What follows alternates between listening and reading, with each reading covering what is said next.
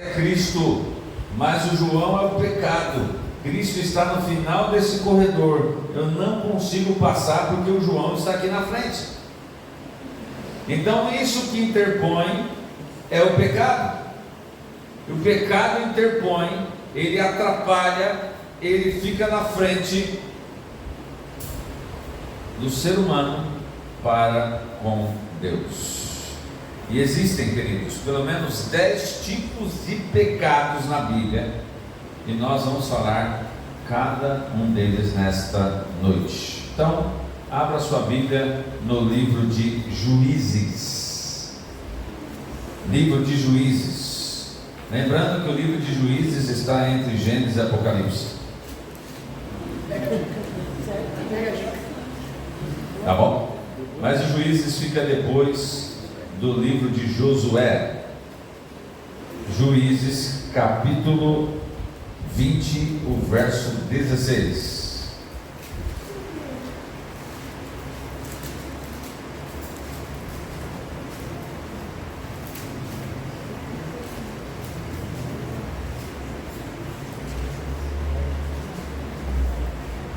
Juízes, capítulo 20, verso 16, feche seus olhos. Querido Deus, ao abrirmos a Tua palavra neste momento, cale o homem. Fale Deus aos nossos corações, em nome de Jesus. Amém. O verso 16 fala: entre todo este povo havia 700 homens escolhidos, canhotos, os quais atiravam com a funda uma pedra num cabelo e não erravam. Caramba, hein? Deixa eu contar uma coisinha para você. Eu descobri que eu sou bom de mira. Eu tive uma namorada que ela fez a besteira de jogar um coquinho de árvore em mim, e eu peguei o coquinho e ela correu, e se ela não tivesse escondido atrás de uma árvore, o coquinho tinha dado bem na testa dela, porque ela saiu de trás da árvore com um olhão desse tamanho, porque ela viu o coquinho vir na direção dela. E ela saiu de trás da árvore e olhou assim e viu o coquinho certinho, acertaria a testa dela. Depois desse momento aí, eu comecei a tentar então ganhar alguma coisa com isso. Lá em Manaus, perto da minha casa, tinha aqueles parquinhos de diversão que fica na cidade, que é um parquinho para criança bem pequenininha. E eu então levava minhas filhas lá de vez em quando eu estava de folga, quando eu estava em Manaus, que eu viajava bastante. Então, uma dessas vezes, eu vi lá então o tiro ao alvo, que era aquelas pingardinhas de pressão, né? E lá longe estavam então as caixinhas de fósforo, e cada caixinha que você derrubava, você ganhava um presentinho ali. E eu então tinha 5 tentativas. E eu comecei a escolher aquilo que eu queria ganhar, e cada tiro era o alvo acertado, a caixinha derrubada, um prêmio ganhado. Segunda vez que eu fui lá, a mesma coisa. Terceira vez que eu fui lá, minhas menininhas começaram a dizer assim: papai, eu quero tal, tal, tal, tal. E eu então ia com a espingardinha. Aí o primeiro tiro que eu dei, eu errei. Aí elas olharam aí: o que aconteceu, papai? Eu falei assim: eu quero trocar, eu não quero essa espingarda. O cara: que isso, rapaz, tá? Eu posso trocar? Não, o senhor pode trocar. Mas ela tá ok. Eu falei assim: se eu acertar o próximo tiro, você me dá o tiro anterior que eu errei, eu vou provar que o problema estava sendo com ela. Ele: bora. Tá bom. Fui lá, peguei, olhei assim, pá, pá, pá, pá, 4 tiros, 4 acertos. Aí eu olhei para ele e falei assim: aquela agora, pá. Aí tinham as meninas, as jovens do lado assim, falou: tio, atira para mim. Duas coisas ali, né? Queriam ganhar, e é a primeira vez que eu fui chamado de tio. Aí você fala: poxa, estou velho, né? Aí depois, a outra vez que nós fomos lá, a Tati falou assim: pelo amor de Deus, não vamos lá não, porque é muita besteira que a gente ganha naquele negócio, só tem besteira, só tem doce, deixa para lá esse negócio. Mas o que é impressionante é que a Bíblia fala que esses homens aqui, eles não erravam no alvo, eles acertavam com uma funda no cabelo. Coisa de doido isso, né? Tá, e o que isso tem a ver com o pecado? Muito bem, vamos lá. A palavra que aparece aqui é hatat, que no hebraico significa errar o alvo. Errar o alvo. Então, no comentário bíblico adventista fala assim: é a mesma palavra, hatat, é a mesma palavra traduzida em mais de 200 ocorrências como pecar. O sentido básico é errar o alvo, ou seja, quando eu e você pecamos, nós estamos errando o alvo, e quando erramos o alvo, é a nossa vida que está em jogo, e não um presentinho no final, e não uma besteirinha no final, um ursinho no final. E o comentário ainda diz mais: quando é usada a ideia de pecado, descreve um ato que erra o alvo que Deus tem estabelecido para o seu povo, a meta da perfeição definida na lei divina. Ou seja, você errou o alvo, você transgrediu, você está fazendo algo contrário à lei de Deus. Toda vez então que eu e você pecamos, estamos errando o alvo que Deus estabeleceu para nós. E ninguém gosta de errar o alvo. Ninguém gosta. Segunda palavra relacionada a pecado na Bíblia, Gênesis 4, verso 13. Agora fica fácil, o primeiro livro da Bíblia, Gênesis 4, o verso 13.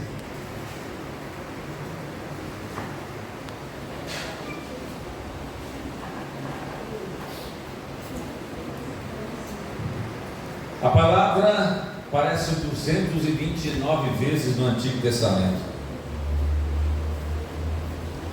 E a palavra você vai encontrar aí nesse verso 13, do capítulo 4, que diz assim: então disse Caim ao Senhor: é tamanho o meu castigo que já não posso suportá-lo.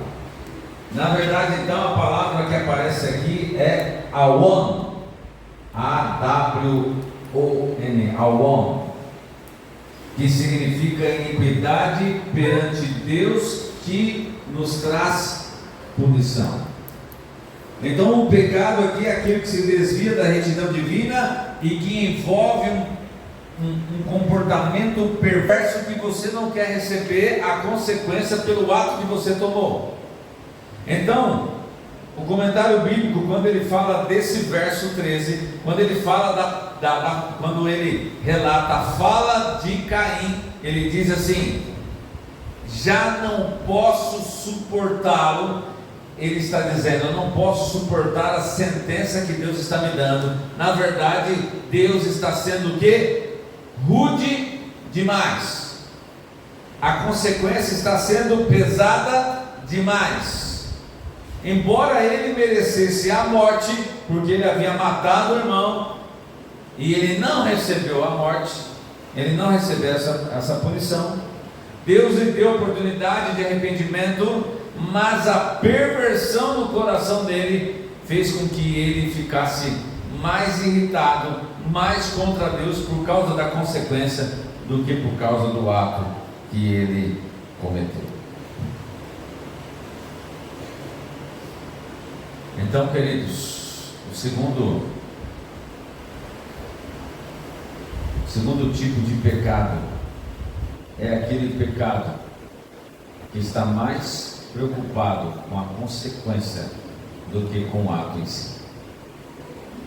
Por muitas vezes nós não cometemos o pecado, não porque o pecado é ofensivo a Deus, não porque fará com que eu e você erramos o alvo, mas por medo da consequência. E quando vem a consequência, e hoje estamos vivendo tempos difíceis na nossa igreja, onde as disciplinas não estão sendo aceitas pelos irmãos, muitos dizendo que a igreja é pesada demais, que Deus não é assim. Eu só gostaria que me explicasse então o que Deus acabou de fazer com Caim, o que Deus fez com o ser humano e o que Deus fez com o diabo. Terceiro aspecto relacionado ao pecado está em 1 Reis, no capítulo 12. 1 Reis, depois de Deuteronômio, Josué, Juízes, vai subindo, 1 Samuel, 2 Samuel, aí 1 Reis, capítulo 12.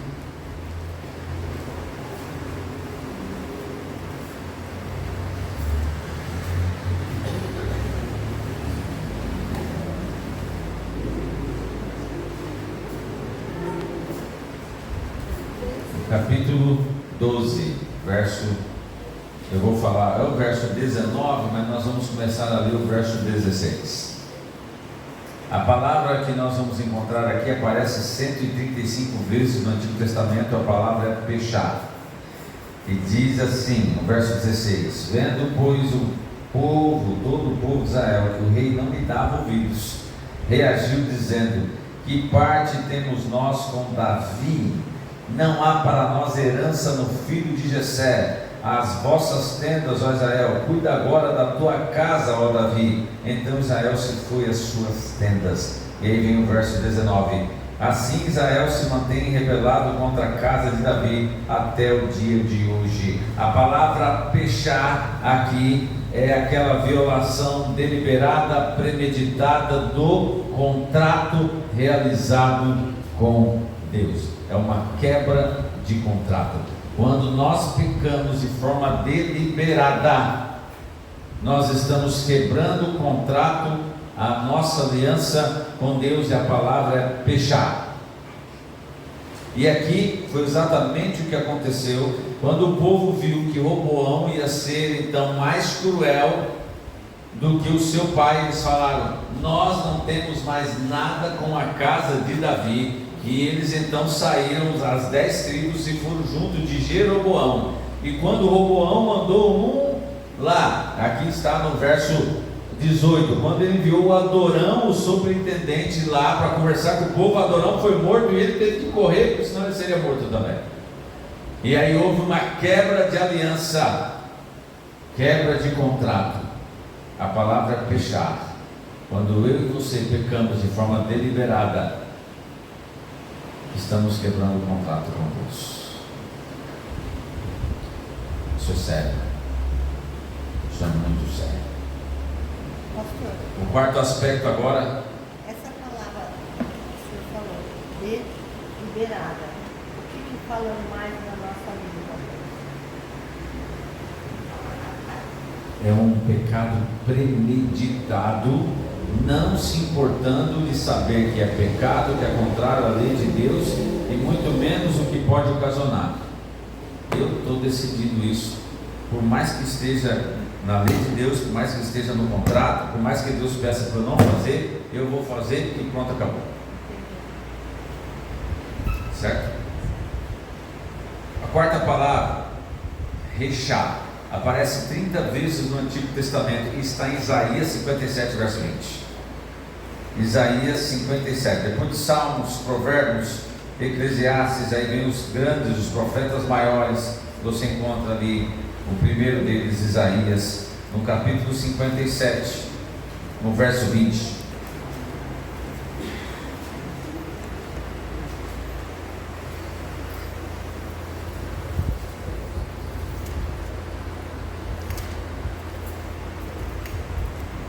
O verso 20 diz: mas os perversos são como o mar agitado, que não se pode aquietar, cujas águas lançam de si lama e lodo. E para os perversos, diz o meu Deus, não há paz. Eu não sei se você já navegou no mar antes. Não sei se um dia você já navegou no mar. Mas o mar, ele não se sossega. A onda, ela não cessa. Eu já, por algumas vezes, já estive no mar, no Rio Amazonas. E lá é chamado, quando as ondas vêm por causa do vento, de banzeiro. Então o pessoal fala assim, cuidado com o banzeiro. Eu me lembro quando eu vi isso pela primeira vez, eu falei, o que será que é isso? Será que é um bicho, um inseto? O que é isso, banzeiro? Banzeiro é o vento que faz com que a onda cresça, e essas ondas no rio Amazonas, ela vira barco. Então, cuidado com o banzeiro. E eu já passei por um banzeiro. É igual o nome, é banzeiro mesmo. É assustador. Mas eu também já estive no mar, não em tempestades, mas mesmo você navegando no mar calmo, a onda sobe e desce, é sempre agitado, e você não consegue ficar tranquilo, você tem que ficar segurando em alguma coisa, o seu corpo tem que acostumar com aquilo, você fica em um desassossego total, e é isso o que a palavra rechá, que aparece 30 vezes aqui, significa turbulência ou desassossego. Tá, vamos falar algo mais próximo de nós aqui, vamos falar de avião.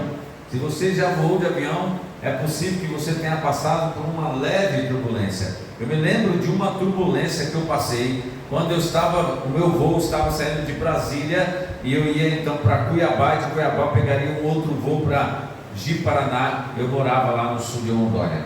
E é impressionante, sempre neste caminho de Brasília para Cuiabá, sempre passava por muita turbulência. Nesse dia, eu estava voando num Infraero E195, aqueles avião Embraer, Infraero não, Embraer, obrigado, viu, Graça? Um Embraer 195 da Azul, e eu estava sozinho ali nas poltronas, são de 2 poltronas, e eu estava sozinho na poltrona assistindo alguma coisa, e eu sempre uso o cinto. O avião pode estar em modo cruzeiro, eu uso o cinto de segurança. Eu estava usando o cinto nesse dia.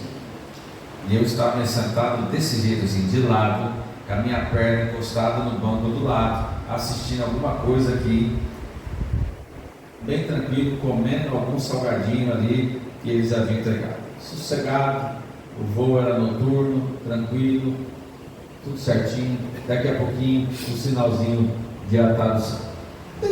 Ele faz um som, e aí a nossa comissária, ela então avisa: senhores passageiros, o sinal luminoso de atar os cintos está ligado, então por favor, ata os seus cintos. Ela deu um grito ensurdecedor. Por quê? Porque o avião, de repente, ele despencou. Queridos, eu acho que ele despencou uns 50 metros. Fez isso aqui, ó. Estava vindo tranquilo, assim, daqui a pouco fez isso aqui, ó. Vup! Meus amigos, se eu não tivesse usado o cinto ali, e a nossa querida comissária, ainda bem que ela também estava usando o cinto, mas ela estava no telefone, né? Que é um interfone que eles usam. E foi assustador o solavanco que o avião deu de repente. Eu me lembro que o piloto depois falou assim: queridos passageiros, nós passamos por uma turbulênciazinha. Aí ele começou a rir, falou: turbulênciazinha nada.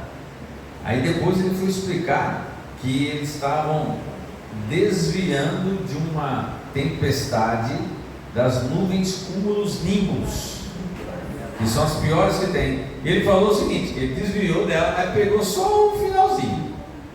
Só o finalzinho, desceu avião 50 metros. Imagina se tivesse passado por dentro. Meu Deus do céu. Pastor, tá bom, legal, bacana. Foi bom poder ouvir o senhor falando isso. Mas e aí? E aí que o significado aqui, queridos, é justamente que o perverso, aquele que vive pecando, aquele que é mau, ele não consegue ter paz. ele não consegue ter paz. Aí o texto ele diz assim: é usado para descrever, essa palavra rechá, para descrever o estado dos perversos como um mar agitado que não se pode aquietar. E é interessante o que o comentário bíblico diz, ele fala, paz e cura são para aqueles que ouvem a mensagem da salvação. Agora os perversos não encontram paz, porque rejeitam o único meio pelo qual podem alcançá-lo. Esse é o perverso. Esse é o perverso. E eu me lembro agora do camarada que foi morto no aeroporto internacional de Guarulhos. Você ficou sabendo, que virou notícia? Ele estava jurado de morte pelo PCC e pelos policiais que ele havia entregado para a corregedoria. E ele não tinha paz.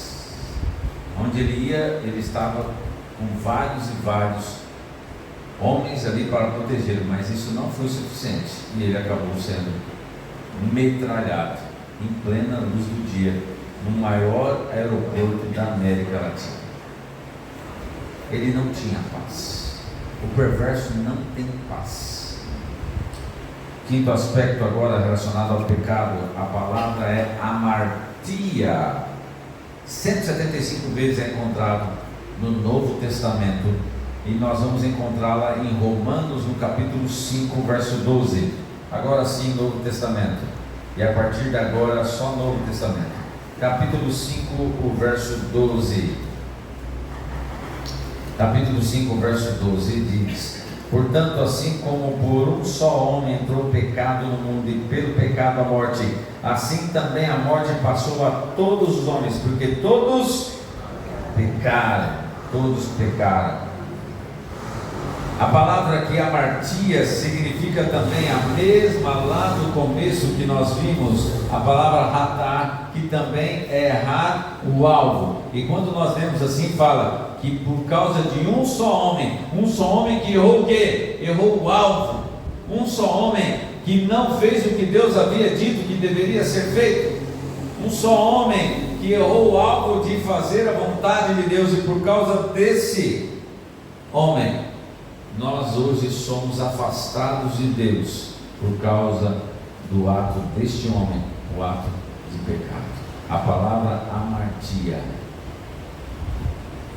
Mas é interessante que fala, no mesmo Romanos, nós encontramos que a graça de Deus veio por causa de um homem chamado Jesus Cristo.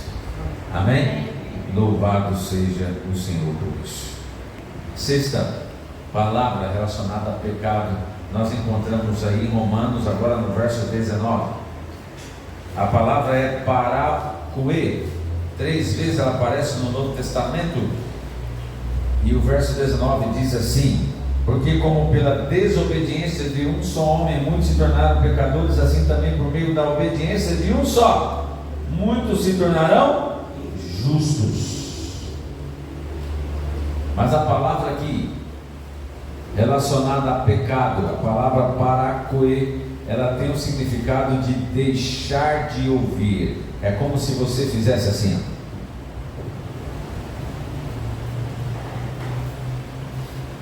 Eu não quero ouvir. Outro dia a mais nova falou assim: papai, a Susan está tampando os 2 ouvidos porque ela não quer ouvir o que eu estou falando para ela. E eu falei: Sussu, não faça isso, isso é feio, isso é falta de educação. Passado não muito tempo, a Sussu falou: papai, a Lala está tampando os 2 ouvidos para não me ouvir. Eu me lembro muito bem que as minhas irmãs faziam isso com a minha mãe. E eu acho que você lembra muito bem quando eu contei aqui que a minha mãe, ela tinha um apelido, Jason. E a última irmã minha, que tampou os 2 ouvidos e começou a cantarolar para não ouvir a minha mãe, ela recebeu ali brincadeira que eu vou dizer agora, mas recebeu o espírito do Mike Tyson e partiu para cima da minha irmã e foi bordoado atrás de bordoado, que eu tive que entrar para salvar minha irmã. Isso era educação antigamente, né? Raiz, exatamente. Você deve ter vivido, você apanhou bastante. Você tem cara que, Lelê do céu, você tem cara, meu amigo, que deu trabalho e apanhou bastante. Os Raiderzão, né? Pois é, quem nunca apanhou de um Raider que joga Havaiana na gente? Queridos, a palavra aqui é fechar os ouvidos. Significa que Adão e Eva fechou os ouvidos para ouvir a voz de Deus. O comentário bíblico ele fala assim: fechar o ouvido ou ouvir erradamente. A sugestão é que o primeiro Adão, para ele ter pecado, ele deixou de ouvir a voz de Deus. Forte, né? Muito forte. Já pensou fechar o ouvido para Deus? Vai chegar um momento que isso vai acontecer literalmente. E Cristo vai dizer: continue o justo praticando a justiça, mas o injusto, a injustiça. E é isso. Não mais vai ter jeito. A sétima palavra é parabases, que aparece 7 vezes no Novo Testamento, está em Gálatas, no capítulo 3.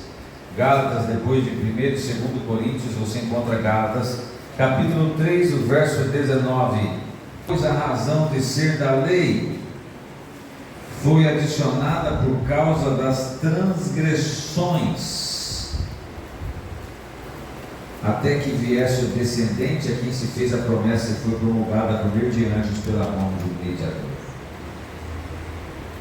Muito bem, a palavra é parabases, e a palavra parabases significa atravessar, ir além, entrar em um território proibido. Entrar no território proibido. Então aqui o verso 19 fala que a lei nos protege para não entrarmos em território proibido.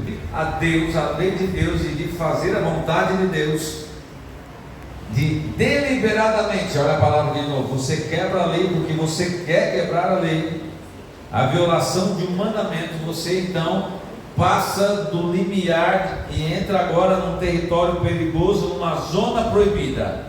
E quando você entra nesse território perigoso, nessa zona proibida, só Cristo pode tirar você de lá. Mas se você não quiser sair, lá você vai ficar. Forte. Também muito forte. E tem gente que é tão mal. Tem gente que está tão acostumada a fazer o que é ruim, que não quer saber de mudar de vida. Tem um funcionário que foi na minha casa outro dia fazer um concerto. E não é a primeira vez que ele vai lá, já fui lá várias vezes, porque o dono da casa manda ele lá. E ele sempre com um cheiro forte de cigarro. E aquilo me incomodava. Eu falei, poxa, quem sabe o camarada está doidinho para deixar de fumar e não consegue, eu vou tentar ajudar. E eu disse assim: ô fulano, você já parou assim, para pensar que você consegue deixar de fumar? Nós temos um programa que ajuda pessoas a parar de fumar. Você gostaria? Ele olhou para mim assim e disse assim: não quero não. Eu falei: é sério? Ele: não, estou bem sim. Aí outro dia eu falando com o chefe dele, eu falei: rapaz, eu ofereci para ajudá-lo a deixar de fumar. Aí o chefe dele falou assim: ih, pastor, aquele ali não para nem de fumar e nem de beber. Tem vezes que eu ligo para ele que ele está só na manguaça.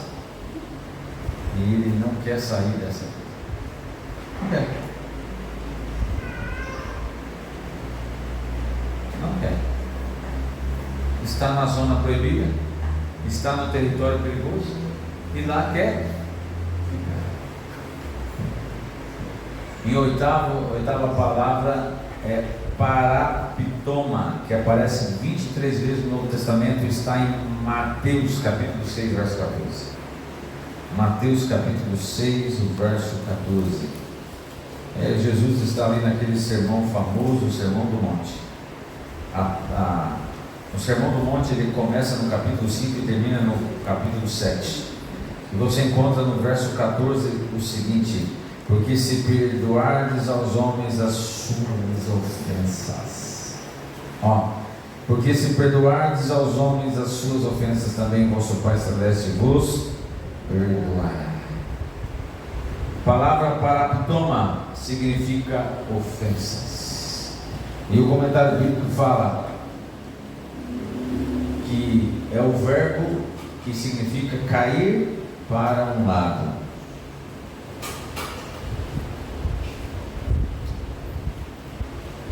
É quando você cai em pecado. E o texto aqui do comentário ele continua dizendo assim. Ele fala: é quando a pessoa desvia da verdade ou da retidão. Parece que indica uma violação consciente que, portanto, envolve culpa.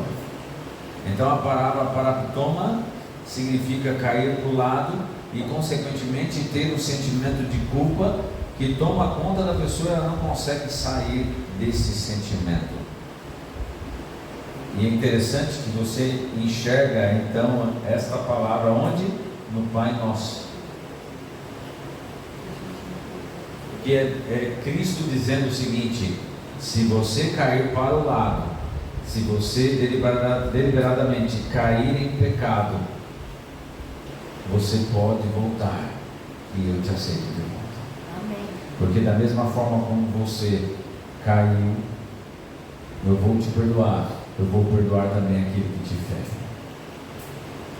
aquele que está em dívida contigo. Deus estendendo o perdão. E a culpa, queridos, é hoje uma das maiores razões para o aumento da depressão e suicídio. A pessoa entra no estado de culpa tamanha que ela acha que não tem mais jeito e ela dá cabo de sua vida. A nona palavra sobre o pecado é anomia, que aparece 14 vezes no Novo Testamento. E está aí mesmo no capítulo 7 de Mateus, o verso 23, que diz: então lhes direi explicitamente: nunca vos conheci, apartai-vos de mim os que praticais a iniquidade. A palavra anomia significa iniquidade, que é um desrespeito ou violação da lei. Então o texto está dizendo que aquele que pratica a iniquidade, que é o mesmo que é iníquo. O que é isso? É aquele que peca, sabe que é pecado e não abandona o pecado. Então esse que pratica a iniquidade, Jesus vai dizer assim: eu não te conheço. E sabe para quem ele pode dizer isso? Um dia, naquele dia, para mim e para você. Ele pode dizer isso para mim e para você, quando a gente diz assim: mas Senhor, olha aqui, é o pastor Anderson. Ele vai dizer assim: eu não te conheço, meu amigo. Por quê? Porque você violou a minha lei, os meus preceitos de forma deliberada e continuou fazendo isso, por mais que as pessoas não soubessem. Então eu não te conheço. Você já imaginou ouvir isso de Deus? Eu não te conheço. Forte, né? palavra é falta de conformidade com a lei de Deus.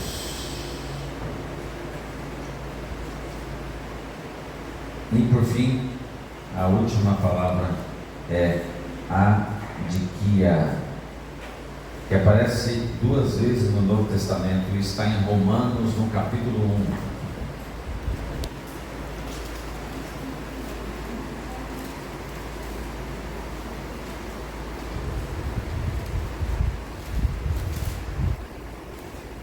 Verso 18 e o verso 19. Romanos 1, 18 e 19. A ira de Deus se revela do céu contra toda impiedade e perversão. Palavra adiquia, impiedade, perversão ou injustiça. Porquanto o que de Deus se pode conhecer é manifesto entre eles, porque Deus lhe manifestou. Ou seja, não vai haver inocentes. Não vai haver aquela palavra assim, eu não sabia. Eu me lembro quando eu trabalhei numa padaria, o dono começou a me fazer algumas perguntas sobre a Bíblia.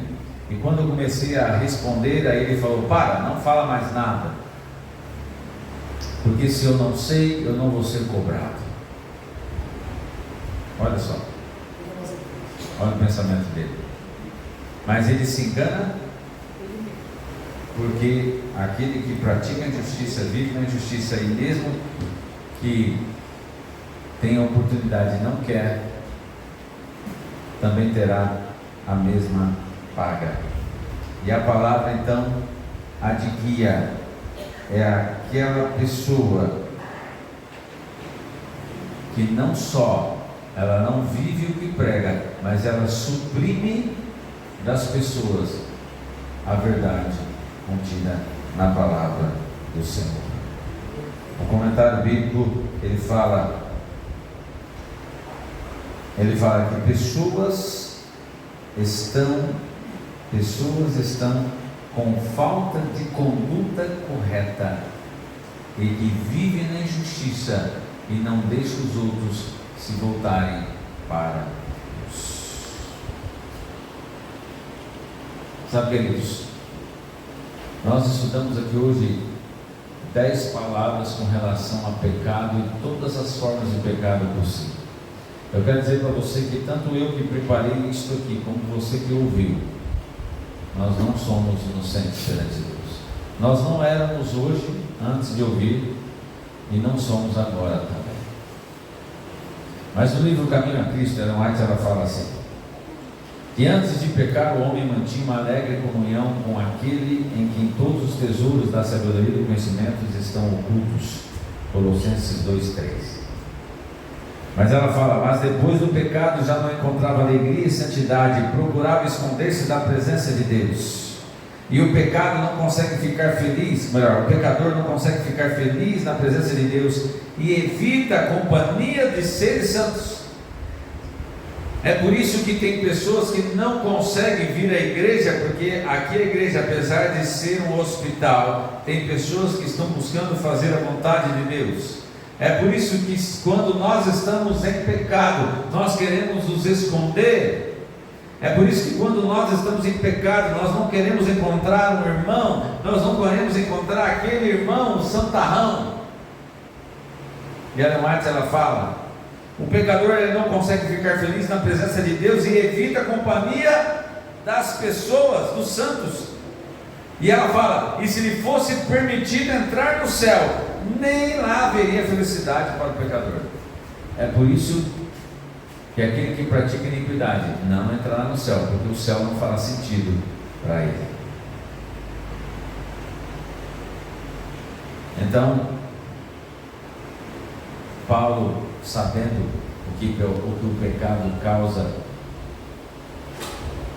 e que o pecado causava nele, ele escreveu em Romanos 7:24: desventurado o homem que sou, quem me livrará do corpo desta morte?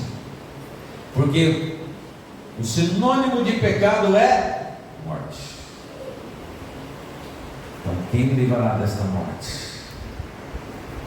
Mas aí, João, no capítulo 1, verso 29, ele escreve a visão de outro João, que quando viu Cristo chegando, ele falou: eis o Cordeiro de Deus que tira o pecado do mundo. Jesus Cristo é Ele que pode nos livrar da morte, do corpo desta morte, da vida de pecado. É Ele. O pecado é uma atitude ativa e voluntária do ser humano, mas também foi ativo e voluntário o que Cristo fez. Isaías 53, verso 5 diz: Ele foi transpassado pelas nossas transgressões e moído pelas nossas iniquidades. O castigo que nos traz a paz estava sobre ele, e pelas suas pisaduras fomos sarados. Lá na minha casa a gente gosta de quebra-cabeça. A minha mais velha gosta muito de quebra-cabeça. Nós compramos um quebra-cabeça de 6.000 peças. E estava eu e ela começando a montar essas 6.000 peças. Tivemos que parar porque a Tati quase expulsou a gente lá de casa, porque a gente tomou conta da mesa inteira. Mas você que já montou um quebra-cabeça, ele perde totalmente o sentido quando você, durante horas e horas, passa ali tentando montá-lo, e aí você descobre no final que está faltando uma peça. A peça que estava faltando, Deus mandou outra. E essa peça, ela foi colocada onde tinha uma ponte. Melhor, onde tinha um abismo. E para atravessar esse abismo, precisava de uma ponte. Nosso Senhor Jesus Cristo é a ponte entre nós e Deus. Mesmo o pecado interpondo aqui, né? Jesus Cristo é a ponte. E Ele pode nos livrar do corpo dessa morte. Ele pode nos livrar dessa vida de pecado, dessa libertina vida que o mundo quer que nós ocupemos. Sabe? A gente não pode ficar com essa mensagem sozinho. A gente tem que falar com as pessoas. Sexta-feira eu fui num parque em Termas com as minhas filhas e o clube de aventureiros Guaxinins. E eu fiquei sentado ali com mais uns 3 pais da igreja, olhando as nossas crianças ali brincando, mas olhando a multidão que estava lá também. E eu disse assim, em voz alta, falei: os salvos serão como a areia do mar, mas os perdidos também. E tudo indica que os perdidos estarão em maior. E aí eu comecei a olhar para aquela multidão ali se divertindo na água, com os filhos, bebendo, comendo. E fiquei pensando: será que eles foram avisados? Será que eles estão sabendo que Jesus está voltando? Será que eles estão sabendo o que é pecado? Será que eles foram avisados? Será que alguém estendeu a mão para eles como eu tentei estender para aquele homem que fuma de forma inveterada? Só que eles querem uma palavra vinda de Deus através. Será que eles querem? Eu também cheguei a esse ponto uma vez. Mas você sabe que não é sobre se eles querem, é sobre mim. O que eu não quero falar?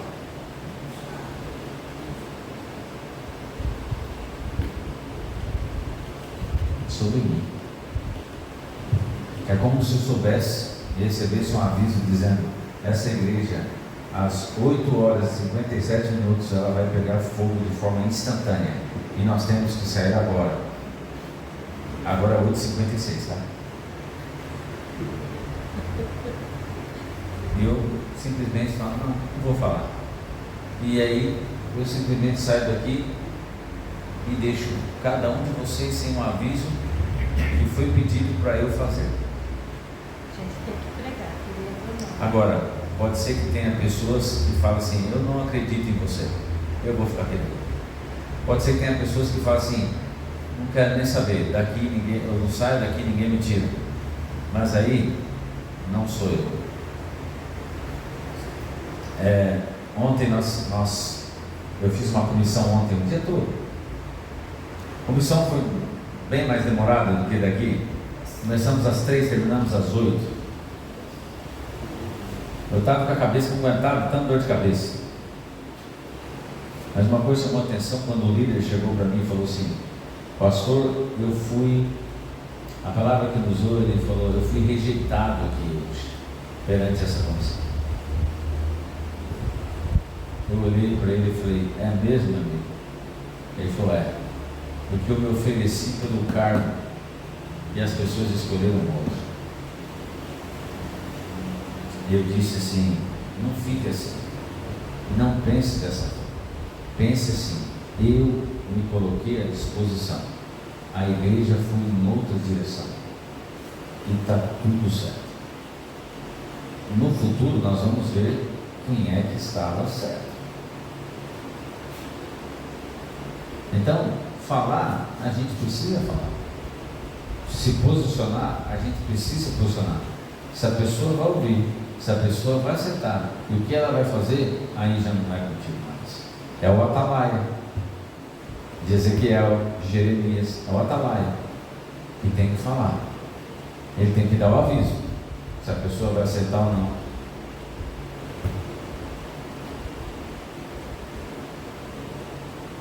Que Deus abençoe você, que Deus te ilumine, para que você tome a posição ao lado certo, que não erre o alvo,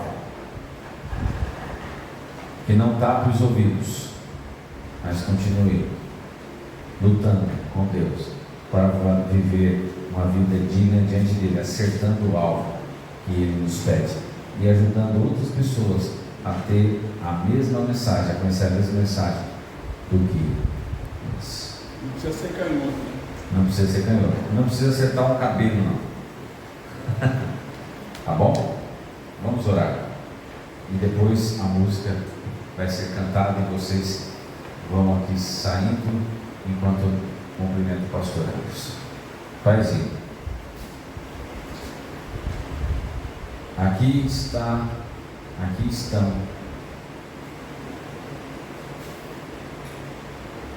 teus filhos que são pecadores, mas que têm o mesmo sentimento que Paulo, que não quer viver esta vida de pecado, que não quer continuar neste mundo onde só coisas ruins acontecem. Nós queremos ouvir do Senhor naquele dia: vinde benditos de meu Pai, entrai na posse do reino que está preparado desde a fundação do mundo. É isso que nós queremos ouvir. E Pai, nós não queremos ouvir sozinhos, nós queremos ser como Cristo foi a ponte entre o homem e Deus. Nós queremos também ser a ponte entre os nossos amigos, os nossos queridos que ainda não te conhecem, e Cristo Jesus. Porque somos aqui como atalaias, nós sabemos, nós temos a mensagem, precisamos avisar. A despeito do que as pessoas farão com aquilo que elas irão ouvir, nós precisamos falar, nós precisamos dar o aviso. Por mais que muitas delas queiram tapar o ouvido, nós precisamos falar. Nos ajude então a viver uma vida santa diante do Senhor, a não errar o alvo, mas ao mesmo tempo ajudar outras pessoas a conhecê-lo também. Abençoe a tua igreja, abençoe, Pai querido, a cada fiel dizimista e ofertante, que tem também tirado uma oferta especial para que a tua casa possa, agora sim, ser a casa do Senhor de forma digna, e que os recursos não faltem para que isso possa acontecer. Pai querido, saímos daqui com a certeza do teu perdão e de que o Senhor estará conosco. Obrigado por tudo. E pedimos isso porque nosso Senhor Jesus Cristo nos ouve, e é no nome dele que pedimos e agradecemos. Amém.